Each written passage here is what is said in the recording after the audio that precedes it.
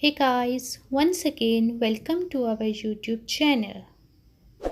Subscribe to it and don't forget to press the bell icon.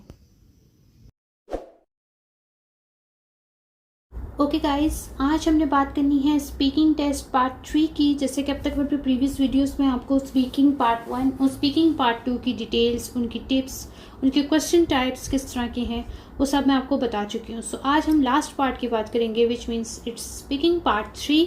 सो ये part जो आपका होता है ये आपका किस तरह का होता है, इसमें किस तरह के क्वेश्चंस होते हैं, आपने किस तरह से इसमें आंसर देना होता है, क्या टिप्स क्या ट्रिक्स आप यूज़ करो कि आपका पार्ट 3 भी जो है वो बहुत अच्छे से हो जाए। क्योंकि टोटल स्पीकिंग में हमारे पास 3 पार्ट्स होते हैं, 1 part then 1 after the other, second part and the last third part. So आपने किसी भी पार्ट में लैक नहीं करना, क्योंकि किसी पार्ट में भी अगर आप लैक हुए तो वो ओवरऑल आपके बैंड पे असर करेगा। सो सबसे पहले तो बहुत इजी होता है part 1 then part 2 and then part 3, and part 3 is interrelated with part 2। Means आपको जो क्यू कार्ड पार्ट 2 में दिया जाएगा उसी से रिलेटेड पार्ट 3 में क्वेश्चंस होंगे। कैसे क्वेश्चंस होंगे? मीन्स आपको कोई एक क्यू कार्ड उन्होंने पार्ट 2 में दिया है, जैसे कि मैंने अपनी प्रीवियस वीडियो में आपको बताया था कि ये हमारे पास एक क्यू कार्ड है। अब यहाँ पे उन्होंने आपसे एक हिस्टोरिकल प्लेस जो आपने विजिट की हो उसके बारे में उन्होंने पूछा है। यहाँ पे आपने खुद बताया है कि मैं ये हूँ, यहाँ थी वो जगह, वहाँ थी वो जगह, मैं कब गई थी, मैं कब कब जाती रहती हूँ, क्या इंटरेस्टिंग थिंग थी उस जगह के मुतालिक। यहाँ तो आपने बोल लिया। अब जब पार्ट 3 की बारी आनी है, अब एग्जामिनर ने भी बोलना है। Means part 3 is basically discussion type. Means वो भी बोलेगा किसी चीज़ के मुतालिक, आपका ओपिनियन लेगा, तो फिर आप भी उसमें बताओगे, अपना ओपिनियन दोगे, फिर वो आपसे कोई क्वेश्चन करेगा उस टॉपिक से रिलेटेड और आपने आंसर करनी है। सो मैं आपको अब दिखाऊंगी कि जो हमने पार्ट 2 में हमने जो क्यू कार्ड डिस्कस किया था उससे रिलेटेड अगर हमसे एग्जामिनर पार्ट 3 में क्वेश्चन करे तो किस तरह के हो सकते हैं। सो ये है हमारे पास पार्ट 3, और जैसे कि आपको यहाँ पे नजर आ रहा है कि ये भी हिस्टोरिकल प्लेस से ही रिलेटेड है। बिल्कुल ऐसा कभी भी नहीं हो सकता कि पार्ट 2 में आपसे वो बिल्कुल अलग चीज़ पूछे और पार्ट 3 में बिल्कुल अलग। नो, पार्ट 2 जब आएगा तो आपको इससे थोड़ा सा अंडरस्टैंडिंग बना लेनी चाहिए कि पार्ट 3 भी इसी से रिलेटेड है। सो ज़रा सा अपने माइंड को शार्प कर लें और ज़रा सा इस चीज़ के लिए तैयार हो जाएगा। अब वो इससे डिस्कशन वाले क्वेश्चंस आपसे पूछेगा। So first of all examiner आपसे पूछ सकता है कि how do people in your country feel about protecting historic buildings. So जाहिर बात है हिस्टोरिकल प्लेस की बात हुई है तो उसी से रिलेटेड क्वेश्चन है। सो यहाँ पे आपने बताना है, इसका आंसर देना है आपने, जो भी आप दे सकते हो 1 to 2 लाइन्स का, इससे ज़्यादा नहीं। उसके बाद वो आपसे पूछ सकता है do you think an area can benefit from having an interesting historic place locally, or in what way? So next, what do you think will happen to historic places or buildings in the future and why? So यहाँ पे आपने अपनी थोड़ी सी reason देनी है और ज़रा सी कोई अच्छी अगर एग्जाम्पल भी हो सके तो आपने यहाँ पे कोट करनी है। How were you taught history when you were at school?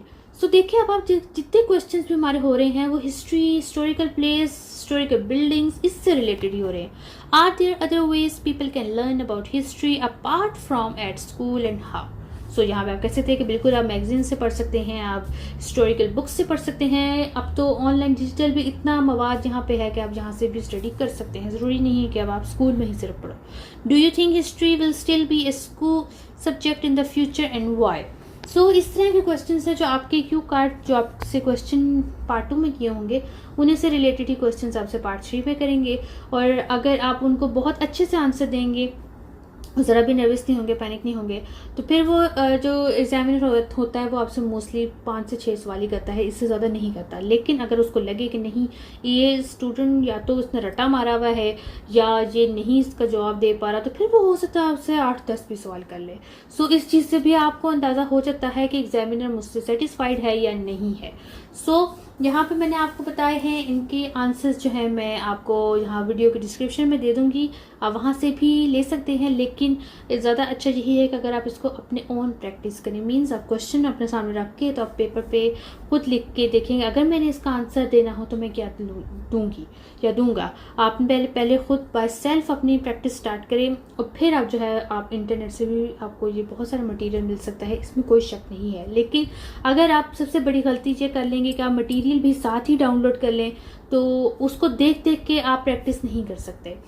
सबसे पहले आपने ये करना है कि आप ठीक है, आप क्यू कार्ड के सैम्पल्स जो हैं इंटरनेट बहुत मटेरियल अवेलेबल है, वहाँ से डाउनलोड कर सकते हैं, आप वहाँ से रखें। फिर आप अपने सेल्फ पे प्रैक्टिस करेंगे। अगर ये मेरे सामने क्वेश्चन है तो मैं इसका क्या आंसर दूंगी, आप वो आंसर अपने पेपर पे लिखें और फिर आप उसको इंटरनेट के आंसर से कंपेयर करके देखेंगे उसमें किस तरह की मिस्टेक्स हैं। मीन्स वोकेबलरी की मिस्टेक्स है, ग्रामेटिकल मिस्टेक्स है, या आप उसमें नॉलेज ही नहीं रखते, means you are unable to answer them. So इस तरह की प्रैक्टिस अगर आप करेंगे तो आपके बैंड बहुत अच्छे आएंगे। लेकिन अगर आप क्वेश्चन के साथ ही उसका सैम्पल आंसर भी देख लेंगे तो आपकी प्रिपरेशन बिल्कुल भी अच्छी नहीं होगी।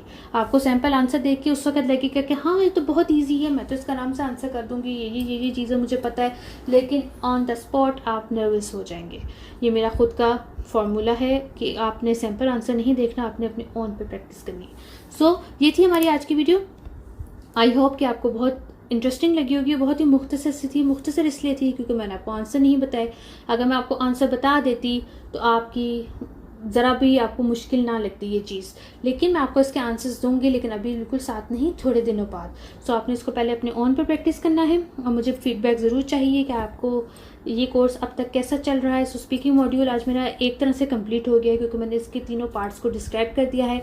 अब मैं जाऊंगी अपने बाकी मॉड्यूल्स की तरफ, और आपने मेरी बाकी प्रीवियस वीडियोस पे अगर नहीं देखी तो अगर आपको स्पीकिंग, लिसनिंग, रीडिंग, राइटिंग किसी भी चीज़ में इशू है तो आपको मेरी मुफ्त की टिप्स मिल सकती हैं मेरे IELTS इन सिंपल वेज की प्लेलिस्ट में। So don't forget to subscribe my channel और नेक्स्ट वीडियो का वेट ज़रूर कीजिएगा। आज के लिए इतना ही lesson. So finish, tata, bye bye, take care. Subscribe to our channel and don't forget to press the bell icon.